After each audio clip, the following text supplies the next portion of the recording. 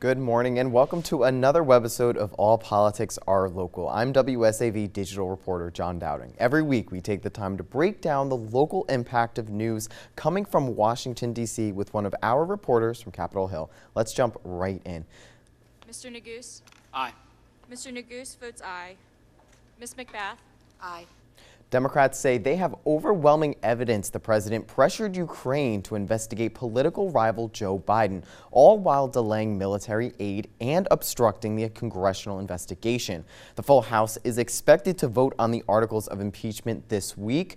From there, it goes to a Senate trial in January. One of the president's most outspoken supporters discussed his position at a conference in Qatar last week.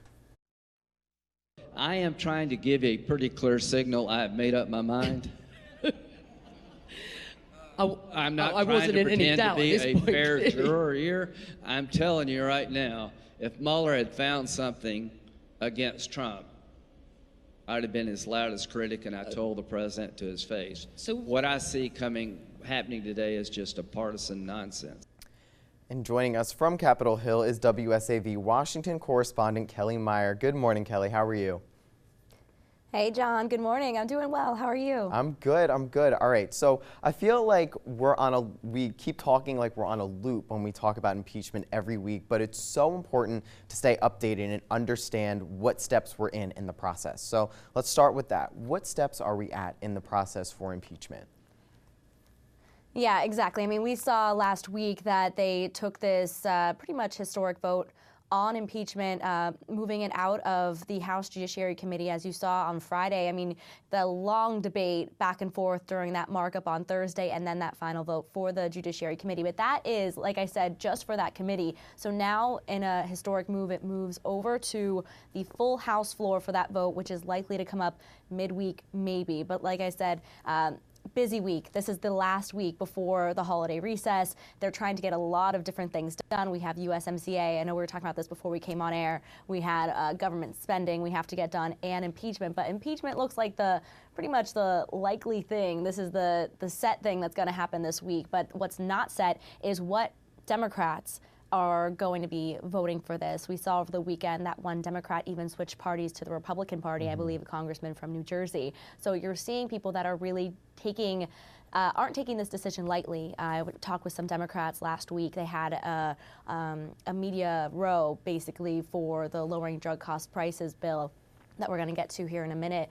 But they were talking with us and saying that they were going to take the weekend to look over this, to study up on the evidence, to look over the articles of impeachment, and talk with their constituents while they're back home and really try to decide on their behalf, represent them here in Congress of what they should do. So it'll be really interesting to see what Democrats maybe break from the party on that. But as far as the Republicans, all of them seem set to vote no on impeaching the president. So, I mean, switching gears a little bit here, how confident are Democrats that with everything going on this week in Washington, as you just said, how confident then are Democrats that they'll be able to get this vote in before the Christmas recess?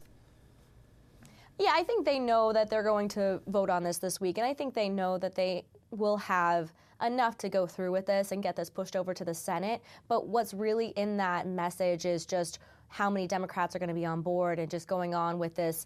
Is it a partisan process? Is it bipartisan? And like we said, Nancy Pelosi really didn't want to go forward with this many months ago unless it was bipartisan. And now Republicans are saying, well, you're getting this process, but it's very partisan. It's very divided. Even some people from your team are coming to our team and saying that they don't want this to happen either. So it's really, Democrats, I think this weekend we're looking at this and seeing what it may cost them and looking at what it may cost them when it comes to Election Day 2020.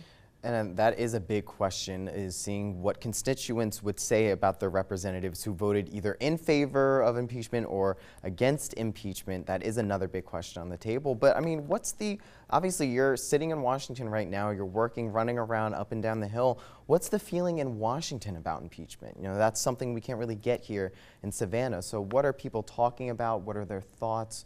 What are they saying? You know, I talked with a Republican congressman on Friday and asked him, have any Republicans said to him privately that they maybe are considering it? And he bluntly said, no, not at all. No Republicans are talking about this. So I was trying to get a sense of maybe what was happening inside the halls, what private conversations were Republicans and Democrats having together, because you hear about that happening a lot. They're on opposite sides of the aisle, but when they kind of are voting and going through and talking, they all do really talk to each other and work together on some of these bills and do get along. So I see that through the halls. So I just wanted to get a sense of what people are saying. But it was really eye-opening, like I said on Thursday, talking with some of those Democrats, and then many of them, probably about half that we spoke to, were saying we're already decided they were going to say yes, and then many of them were saying that we have to go back home and really look into this, and would not give me a final answer. They said we'll let you know that next week. We'll know when we go to the floor to vote. Well, let's switch gears here and go from the House side over to the Senate side. Last week, Democrats in the House celebrated the passage of H.R. 3, which is aimed at lowering prescription drug prices. You just mentioned this bill briefly before, Kelly. By allowing the government to negotiate with drug manufacturers is what this bill is arguing. It would also cap annual out-of-pocket expenses for seniors on Medicare at $2,000 and stop drug companies from raising prices without a good reason. President Trump and Senate Republicans also say they want to lower the cost of prescription drugs, but many oppose H.R. 3. So with that in mind, you know, there's strong opposition to it from the president, from Senate Republicans. So Kelly, what are the arguments against H.R. 3? Yeah, I think that touches on a good point, because it did pass through last week from the House to the Senate, but like you said, it's going to be met with opposition in the Senate. So we see a lot of these bills that are getting passed through the House because we are in a Democrat-controlled House, but when it gets to the Senate side, that's obviously Republican-controlled. And they have a bill of their own, a bipartisan bill that they are going to be working with. So that was one of the questions I asked many of the Democrats that came through and talked with us as this bill was going to be voted on in the House, and said, well, how much do you think is going to stay within this bill as it gets passed over to the Senate? What key parts do you want to see stay in there? Of course, they said that this will go through, but we know once it gets to the Senate, either pieces will pass along with it, or they might do their own thing entirely. And we even checked in with the pharma industry as well, and they actually are against both the House and the Senate versions. So it's a lot of different opinions on this. The House has their own, the Senate has their own, different members within the House. I mean, I even did a story on Democrats had their bill, and then at the last minute, Republicans in the House pushed through another bill just last Monday, and that was just a couple days before the vote on the House bill, the H.R. 3 you mentioned.